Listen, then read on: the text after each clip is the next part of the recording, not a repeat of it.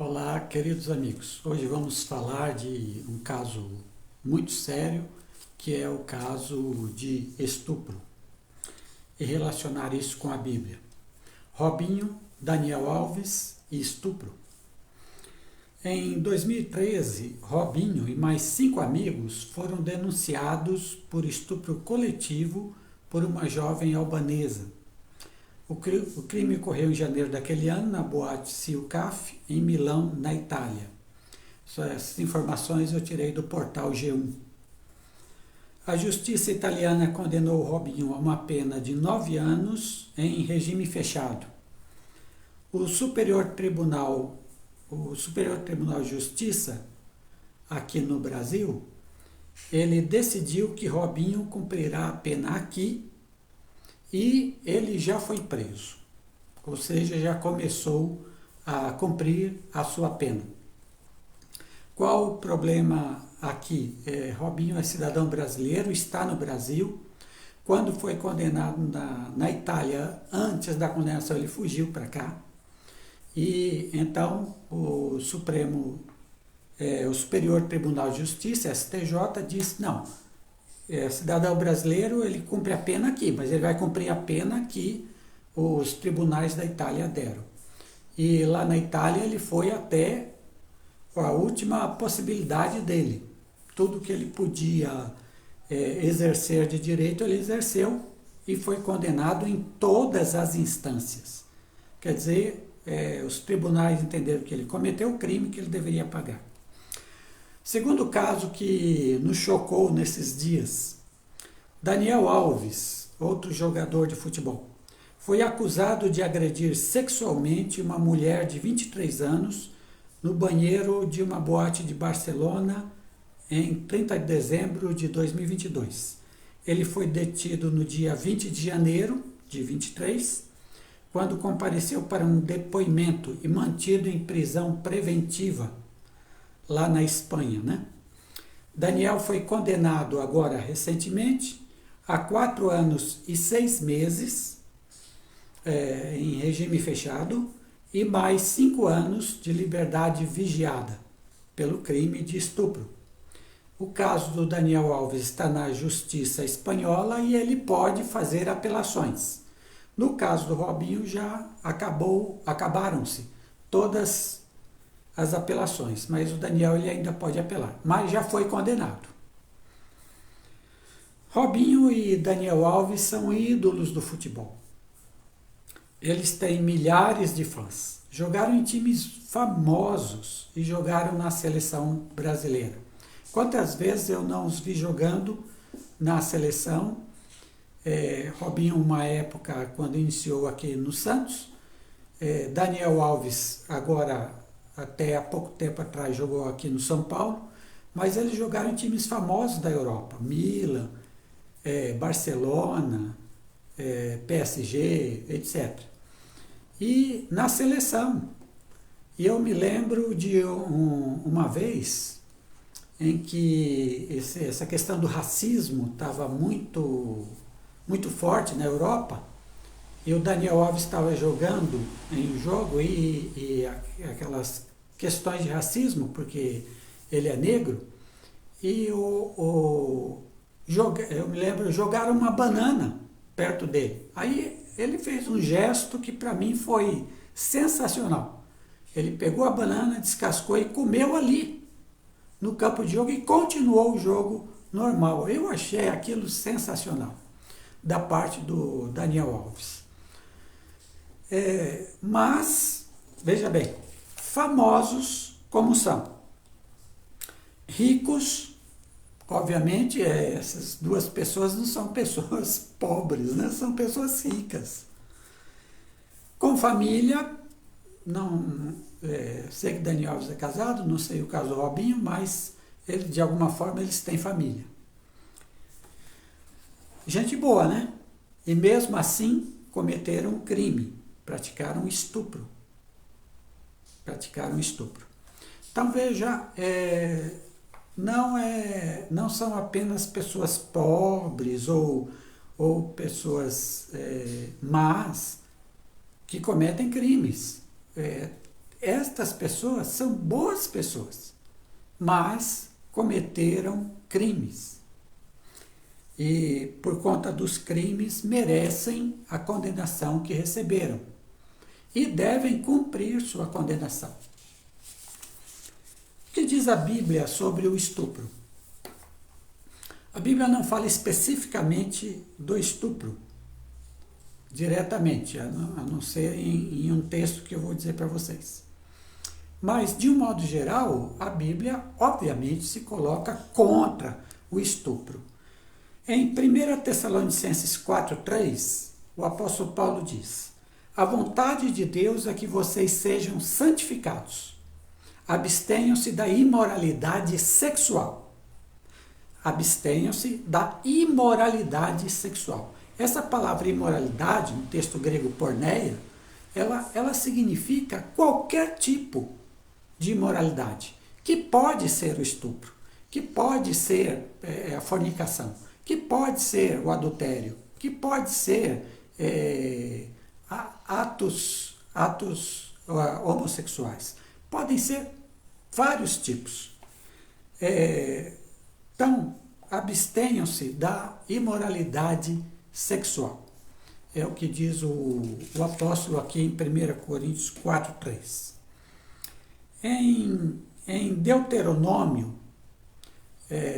capítulo 22, 23 a 29, nós temos um texto da lei de Moisés que fala sobre a questão de estupro. Agora veja bem, esse texto ele é para o povo de Israel há mais ou menos 3.500 anos atrás. Então, não dá para pegar aquele texto e aplicar para hoje, não serve. Mas aquele texto nos dá algumas balizas de Deus acerca dessa questão do estupro. O que é que diz aqui o texto? Primeiro, ele fala, eu não vou ler o texto que é longo, mas ele fala o seguinte: se um homem se deitar com uma moça que é noiva, ou seja, que está comprometida já para um outro homem, não se casou ainda, mas se forçá-la e deitar-se com ela, se for na cidade e ela não tiver gritado nada, os dois deveriam ser mortos. Se fosse no campo, ela tivesse gritado, mas não tivesse ninguém para ouvir, só ele deveria ser morto. Então, a ideia é que o crime de estupro aqui, ele é penalizado com a morte.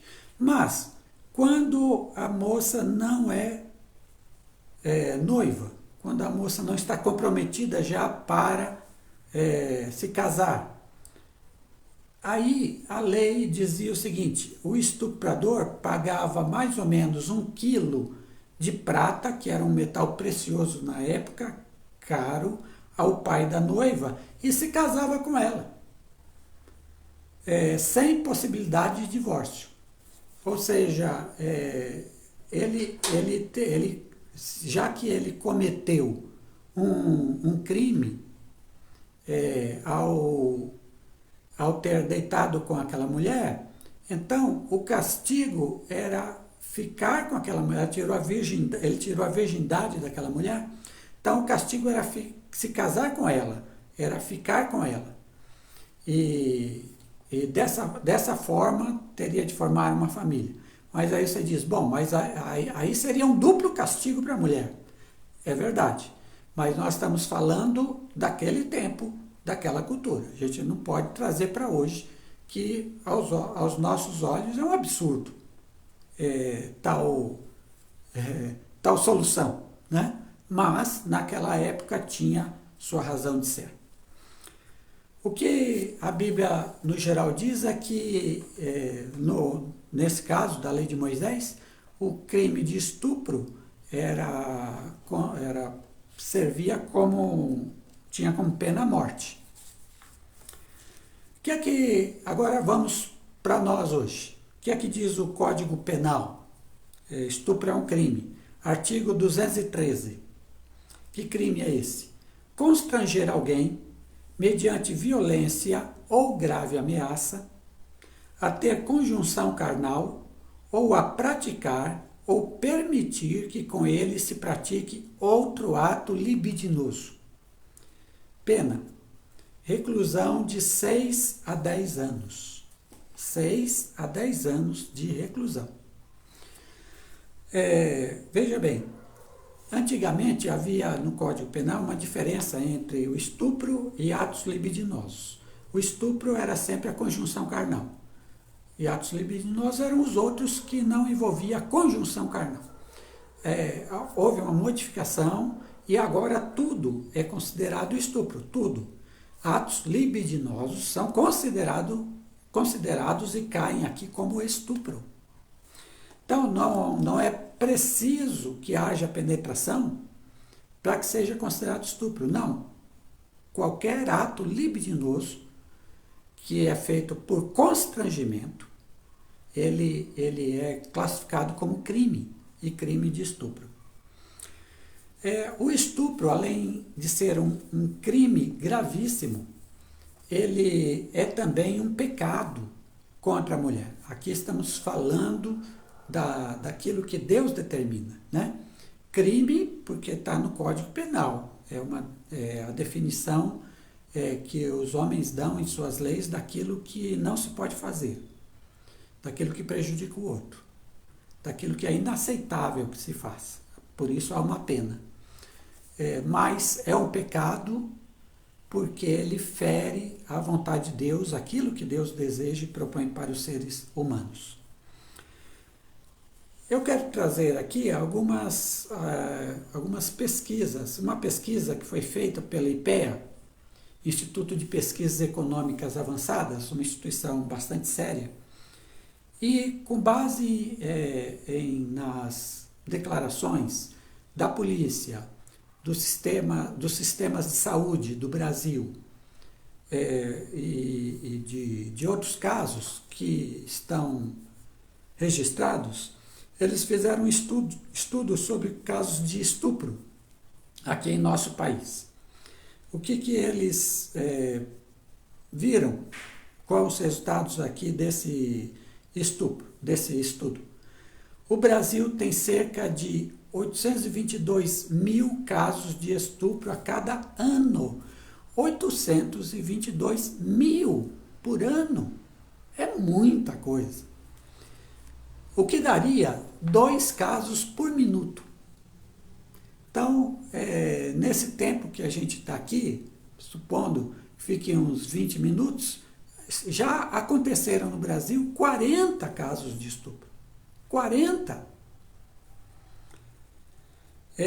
As pesquisas apontam que apenas, presta atenção, 8,5% dos crimes são registrados pela polícia. 8,5%. Significa que 91,5% acontecem e ninguém diz nada para a polícia. E 4,2% pelo sistema de saúde, onde a mulher vai lá pedir ajuda no sistema de saúde. Presta atenção nesse outro dado. Acontecem esses crimes em todas as idades, inclusive com crianças.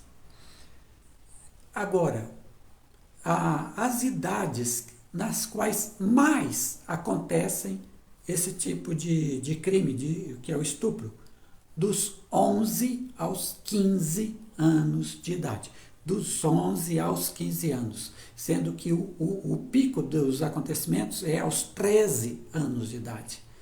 Veja, os estupros eles acontecem em muito maior número quando as jovens são crianças e adolescentes.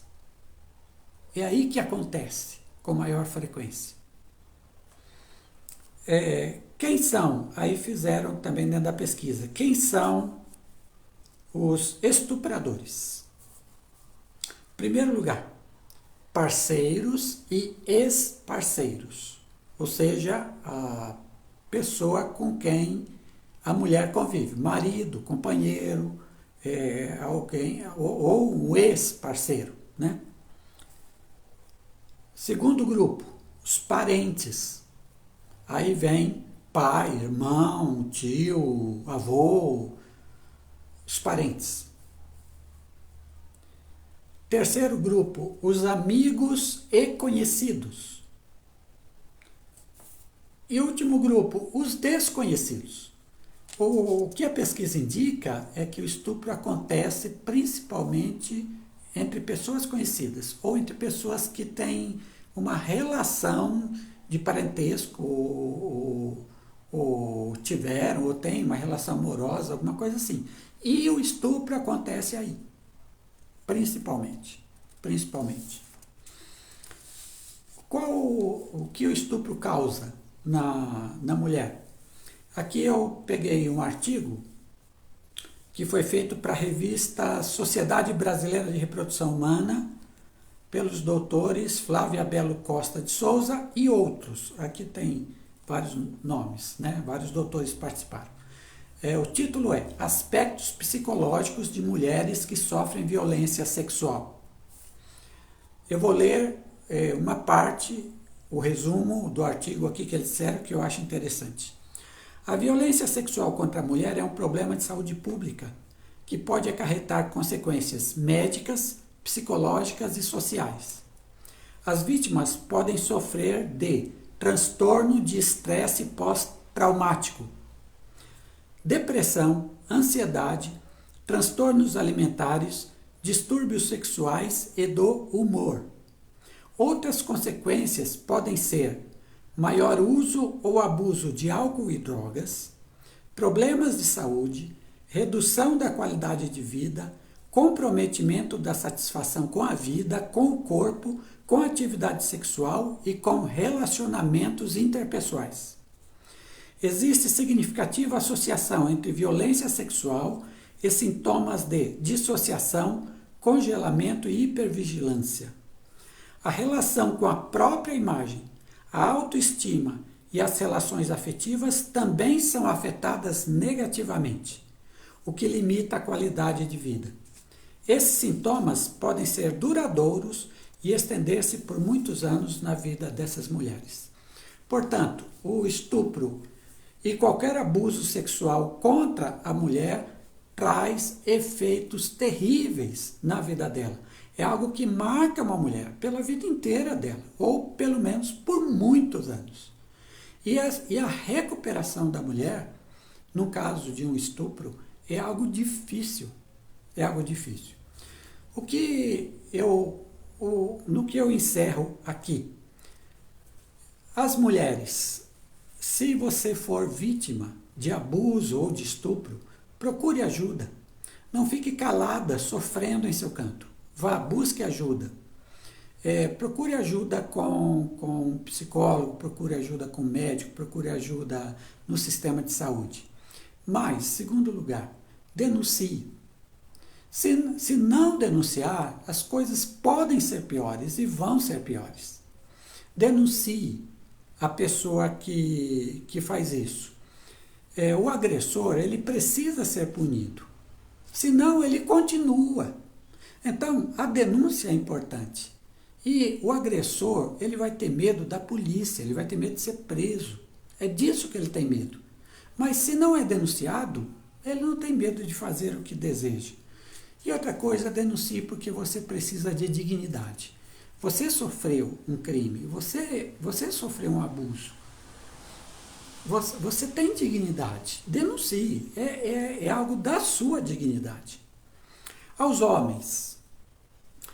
E a gente sabe que no homem esse desejo pelo sexo é algo extremamente forte, que tem que ser controlado, mas que alguns não percebem e dão vazão aos seus descontroles. Aos homens, não cometa crime, não abuse de ninguém sexualmente, não estupre uma mulher, quem quer que ela seja. Não prejudique a vida dessa mulher. Se você abusa, se você estupra, você prejudica para sempre a vida dessa pessoa. Você coloca uma marca nela que não sai. Não sai, que é difícil da pessoa superar. E, ao mesmo tempo, você prejudica a sua própria vida, porque corre o risco de parar numa prisão, corre o risco de sofrer alguma coisa contrária. O que, para evitar o abuso sexual, para evitar o estupro, o que a gente deve cultivar? A gente deve cultivar uma vida de amor, uma vida de respeito pelas pessoas. Todas as pessoas merecem respeito. Todas as pessoas devem receber amor. Então, que prevaleça nas relações entre homens e mulheres o amor, o respeito, a valorização do outro, a dignidade do outro.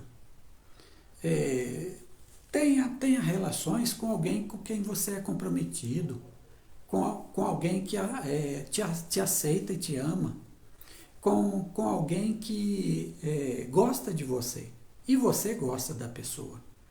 Então, construa uma sexualidade sadia, boa, que faça com que tanto você quanto a outra pessoa cresça.